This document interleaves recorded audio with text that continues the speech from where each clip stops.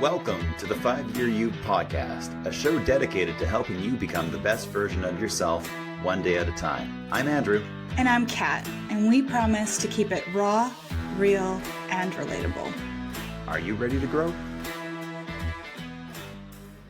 Hey, 5 Tribe. Today is episode 5 in our series of creating the next best version of yourself. And it's all about habits today and habits that align with your future self. I'm Andrew, and with me always is Kat. How are you doing today, Kat? I'm pretty good. What about you? I'm doing good. I love being in the studio. You know, that always puts a big smile on my face. I love habits. You and I talk about habits all the time. We're always tweaking things and refining things. I think the biggest thing with habits is that we are way too hard on ourselves. Yeah. This episode is going to come in a little bit more with identity alignment and a little less white knuckling, self-discipline, grit, all these kind of buzzwords that I honestly can't stand most of the time when I hear them because they just make me so tense. Yeah. And because I feel like when you're trying to do habits, like you want to find things that are going to move you, but you don't want to do things that are like feeling the worst possible thing you could ever do to your body or life ever. I think that's what a lot of times happens when we start to build habits. What do you think? Yeah, I think that people view it as too black and white, like you're saying. It's like you're either disciplined or you're not. You either stick to the habit or you don't. But for the vast majority of people, as you said, white knuckling, it's not going to work. And if people find that they're having trouble sticking to a habit that can help them in the future, let's say reviewing expenses or like checking your bank account every day, little things like that. If you've had trouble keeping up certain things in the past, a good way to look at it is more of an identity shift rather than I am a disciplined person who does habits, right? Like I'm shifting into the person I want to be. That can help it stick a little bit better when you view it that way. Yeah. Yeah, I agree. I think it's all about building that quiet trust with yourself over time rather than giving yourself an on-off switch for a certain habit. I find that when you do that, that gentleness that you give yourself, that care and nurturing that we all really struggle to give ourselves but can freely give it to everybody else really does help us grow faster. It's kind of challenging when you first start out doing it. Yeah, I mean, I think what it comes down to is that you cannot change behaviors without changing the identity. This current version of you that you're trying to like tweak and adjust is not the version of you that does the habits. You have to become the next version of yourself in order to do that. Yes. And with kindness and love and all these things. Like we tend to, you and I both beat up ourselves a lot for not doing stuff. So I'm sure other people do too. We never beat up each other, but we're really good at beating up ourselves, which is kind of funny. I think the biggest thing to remember with this is that it's not a lack of motivation. I feel that most of us think we're late. We don't, you don't get up to do your workout that you said you were going to do. You did it on day 1 and day 2, you don't do it. And you label yourself as lazy. And we kind of fall into that well of despair. It is such a bad place to end up because you're not changing from a place that is coherent with that future version of yourself. Because when you find that coherent version, the motivation kind of falls away. It's just who you are. And you're doing that thing because it's future you. Yeah. A lot of people misconstrue motivation. They think you feel motivated, so you do the thing. And it's not that way. You do the thing and the motivation comes afterwards. This is what I tell the kids that I don't feel like doing my homework. I'm like, no one feels like doing their homework. I don't feel like doing my work either, even though I'm self-employed and made up my job all by myself. I still don't want to do it some days, but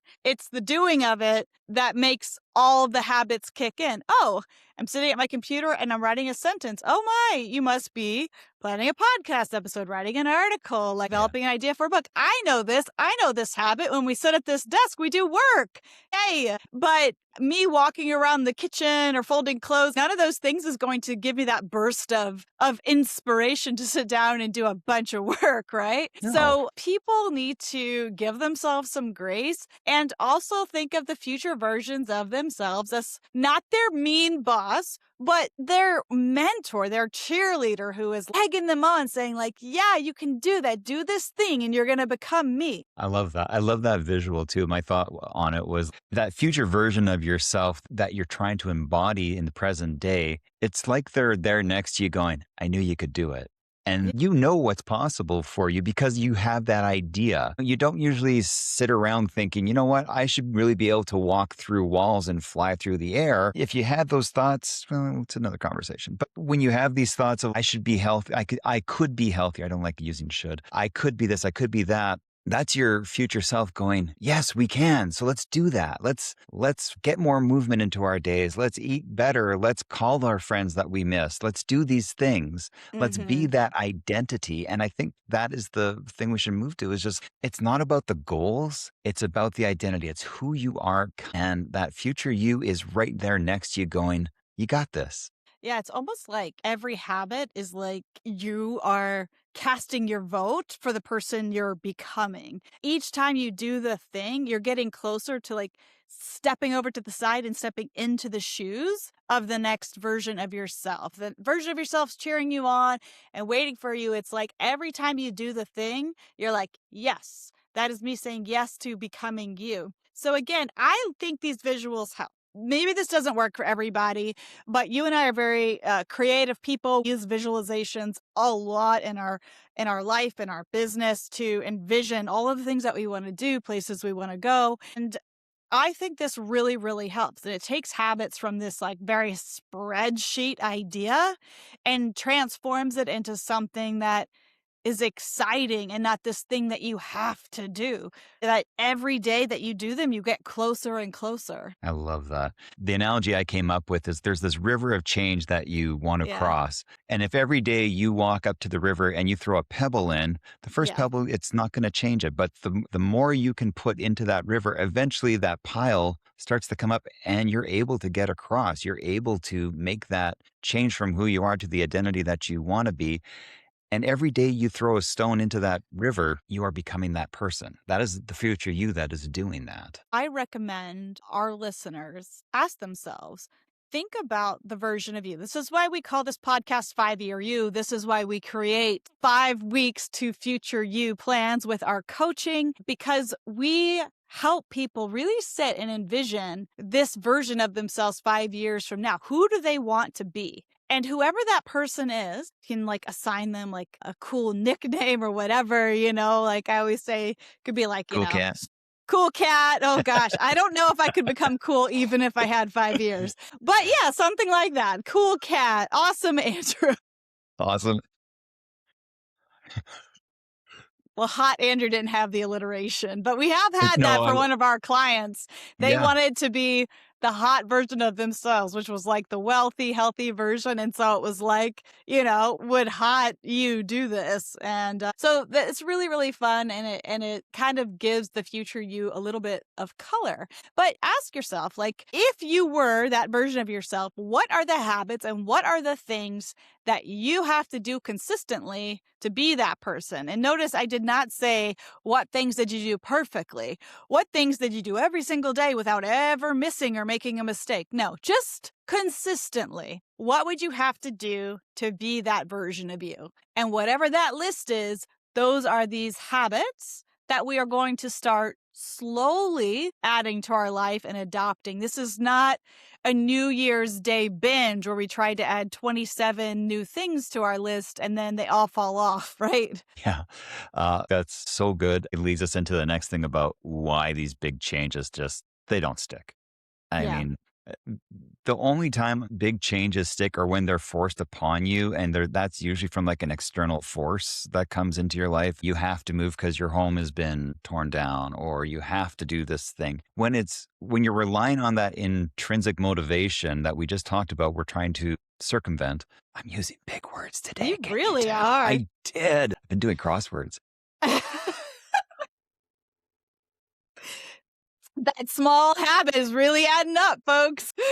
It is. But I think what really happens is when we're trying to do so much at once, our brains just go, no, I can't do this. I can't. I can't go to the spin class and the yoga class and the acro yoga class, and I can't eat keto, and I can't, get up at 5 a.m. and go to bed at 5 a.m. Of course, I'm making fun of it because we all do this. I mean, that's January 1st for half the Yeah. planet, it seems. This is what I'm doing. I'm new version of me. And it's like, okay, old version of you is going to drag you back down to the bed pretty quickly because it's too much. Yeah, I think that people really overestimate like what they can do and they kind of pack their schedules full and like I'm going to do all these things. And then of course, stuff happens, work meetings run over, kids get sick, you get sick, injured, whatever, and then it all falls apart, right? But we really underestimate what really small 1% changes over time can do, just like your pebble in the river. Think about writing a book, right? You're not going to write a 100,000 word book in a month. You're going to write, if you could just sit down and write 500 to 1,000 words a day, you'll get there, These things take time and I think people just place too much value on I do all these things and I have this really strict schedule and instead of like really appreciating the journey of becoming, which is all part of the process. Yeah, I like that. And you nailed it. Like big habits feel inspiring until life happens, until the kids get sick, until there's a snowstorm, until you have to work late. And it's really great to have that visual of all these things that you think you can do, but it really does hurt you in the long run because you label yourself a failure very quickly once you can't do these big things. And then what we've seen with our clients is that they've gone through this nauseous cycle of, oh, I'm going to be this great. And now I'm not. You do that enough times, you have put so many votes in the column of I don't do the things I say I'm going to do for myself. And that's something that we undo is just going, no, start small. Do the one little thing today. What's the one little thing? You're going to get up and you're going to make your bed. That's good enough. If you're somebody that's never made your bed, that's a huge step that I think should be acknowledged for myself. I mean, for people. I meant for people. And I'm kind of the I bed think, maker in the house here. yeah, yeah. There it But goes. you're the cook, so you win at life. Hate making the bed, but I'm getting better at it. So your future self isn't built on your best days. It's built on your normal ones, the things that Yeah. you fit in because you can have room to fit them in. Can you think of a small habit that's come up that you've put in? You're like, wow, I do this all the time. I never used to do this, but do you have one that Mm-hmm. comes to mind? Just a really easy one is just kind of that empty sink at night. Some people are just a lot neater or a lot better housekeeper than I am. I tend to run in like creative chaos most of the time. But I have started doing that because I just noticed that it was so much less stressful for me in the morning. There's some people who can't even sleep at night if they have even a fork in the sink, right? I never used to be that way. I used to be like, whatever, I got 2 kids. But now it's so nice every morning. So even last night at 11 p.m., all I wanted to do was go get in my bed, but I was like, you know what? I'm just going to load up this dishwasher. I'm going to have my favorite coffee cup ready in the morning. And the me of tomorrow is going to be so happy that I did this tonight. And I often think about the me of tomorrow. I never used to. So it's not even that the kitchen is the habit. The habit is, will future Cat appreciate that I did this? Because I feel like, you go through all this time and you focus so much on yourselves. You have all these little kids, like you're never trying to like make it easier on yourself. Like things are just hard when kids are little and you're busy and you're working. But now it's more of a habit to think like future me will be happy that I did this. The me of tonight will be happy that I took a couple walks around the block because I always fall asleep faster when I have a little exercise during the day. Speaking of that habit, very brief aside, it does not take that long to load the dishwasher. Time yourself, listeners, because there's so many like quote unquote like chores and habits that we're all supposed to do. And we build them up in our head like, oh, it's going to take an hour. I'm going to go to bed at midnight. No, it was like 15 minutes. Like we just lie to ourselves and we overdo it in our heads. And it's really not that much. What about you? I'm just rambling about the dishes. What about you, Andrew? You have so many good habits. Yeah, and making the bed is not one of them yet. I think one of the best habits I have got is I have a list of small things that I can do every morning to start my day off right. And it's a list on my reminders, and I've got them for the morning, the middle of the day, and the evening, just so that I can do little things. The thing that I always do when I get up, and we've talked about this on other shows, and I think I got this from Mel Robbins' podcast with Dr. Doty, I believe, and it's just asking myself when I wake up, why is today going to be great? And that little habit has been so great for my mental health as far Yeah, I as just love that. reframing the day as a get to rather than a have to. Yeah. But, there are even this week when, I haven't got a lot of sleep. I went to the Offspring concert last night, which I was going to be my glimmer, but I'm throwing it in here for why not sake. I Because it makes you sound cool. It makes me sound cool. Makes you I sound went pretty to a fly nine for a white guy. That's what it makes you I sound. am. Oh, so funny. There were so many people dressed like that character too from the music video. It was so fun. I think when these little habits, another one for me is I'm just going to move more because I have tried. I'm going to learn Tai Chi, Qigong, yoga, run every day. And I've had those habits and I've lost those habits. Now the habit is I'm somebody who moves throughout the day. And sometimes that's exercise snacking that we've learned from our friends at Seven Movements. And other times it's doing like the rebounder or just, walking around the block or taking the stairs or whatever it is. But I'm somebody who moves. I'm not somebody who exercises consistently. I'm somebody who moves. And that has been a really, really big thing. I love that. And I love the exercise snacking too, which is just such a great phrase, but it works. It might work well for a lot of people. That's when you just do like 10 minutes of exercise, like a 10-minute walk. Again, because we build up in our heads, oh no, I got to get dressed. I got to drive 15 minutes to the gym. Then I got to do a whole thing. Then I got to shower. Then it's too much. It is. If you're having It's just trouble too fitting much. these things in, just try a little snack size of them. I think it will help. All right. So we've talked about the exercise snacking. And look, you just got to choose the right habits for you.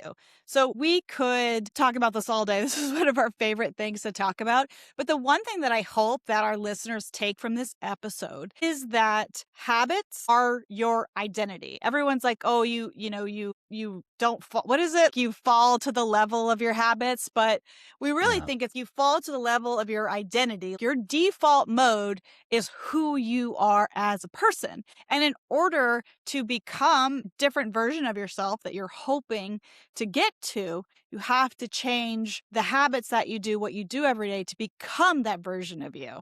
So I hope they take that away from it. And also, dear listener, know that it is totally okay for these to be snack size habits, for it to be a longer road. There's no rush here. This is not an HGTV video where the whole house is redesigned in one weekend, right? It is totally fine to have these slow layers arrive and come and sink in. And it's totally normal to fall off the train and then get back on it and the whole thing. So I want people to be kind to themselves, to think about if I were to become this person, what's one small thing I could do today? And then maybe in a future episode, Andrew, we can give a more comprehensive overview and tips of many different kinds of habits that we typically encourage our clients to take on. Yeah, I like that. Let's make the next episode about all the different kind of habit groups that there are, because there is a lot of them, and we cover them with our coaching clients of just the different ways that we can approach these things. But yeah, for right now, it's really about focusing on the identity and thinking about what that identity, that future you is, and how they're going to handle things. The biggest advice I can give you today when you're listening is to do these things that feel honest to you, not the things that feel impressive. It's super impressive to say, I run a 5K every morning. It's probably not as impressive to say, I take exercise snacks every day and I move around for a minute or two. But the reality is, I am way more likely to move around for a minute or two every day consistently than I am to put on my shoes at 5 a.m. and go for a run when my body aches before I even get out of bed. I will move around. I like that. That's easy. I'm somebody who moves. Yeah. But just I think when we come up with that future version of ourselves, we want to understand that the habits are going to stack over time, and that's good. But you don't have to do the A plus plus plus habit today. You just need to do the thing that you're actually going to keep doing that is still in alignment with that person. I love that. I love that so much. So, homework for today, think about future version of you. Think about what maybe needs to change in your day-to-day life, small and big, in order to become that person. Pick one thing to try and don't beat yourself if you miss a day. Just pick it back up again. No Yeah. pressure, no hate, right? And then come back next week to hear about the 5 different categories of habits, because I agree that does deserve its own episode. And I think that'll be super helpful. All right. I'm looking forward to next episode already, as you know. Well, it's time for our glimmers that I erroneously already shared mine. So you want to just go with yours right now? Well, I mean, mine's going to seem super lame compared to going to a rock concert with your cool teenager. You're just such a cool parent, you know? So, but I should say, if you're new to the show, glimmers are just these sparkly, happy things. We just always like to end the show on a good note. I was just going to say my heated blanket, y'all. I've just been sitting on it all day because I live in Chicago and it's cold outside.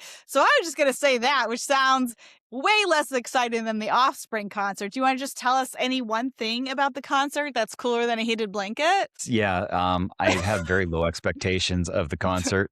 And they did their songs, which is what you expect. They did some unique takes on it. They did Gone Away on like this giant, beautiful white piano that he did a ballad through, which was really cool, from like a rock song to a ballad. Lyrics fit perfectly. They did Hey Jude. They did some Black Sabbath. They made it a really fun concert. And I think that just speaks to people when they're living in their identity. They struck me as guys that have been doing this for 30 years that legitimately love being on stage performing and delighting people. And I thought that was just amazing.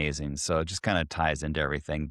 And yeah, the average age group, as my son asked, and I'm like, what do you think it is? He's like, under 20 and over 40. I'm like, right. So parents dragging their kids to see their favorite band because they don't want to go alone, which in that category, definitely, I thought was pretty funny. That's awesome. I'm so glad that they came and that you two men got to do that. I think it's really fun. Very glimmery. Thanks. Indeed. Thank you very much. All right, guys, we will see you next time when we talk all about the groups of habits. We'll see you. Hey guys, quick disclaimer. We're podcasters on the internet. If you need to seek professional help, please go see your healthcare professional.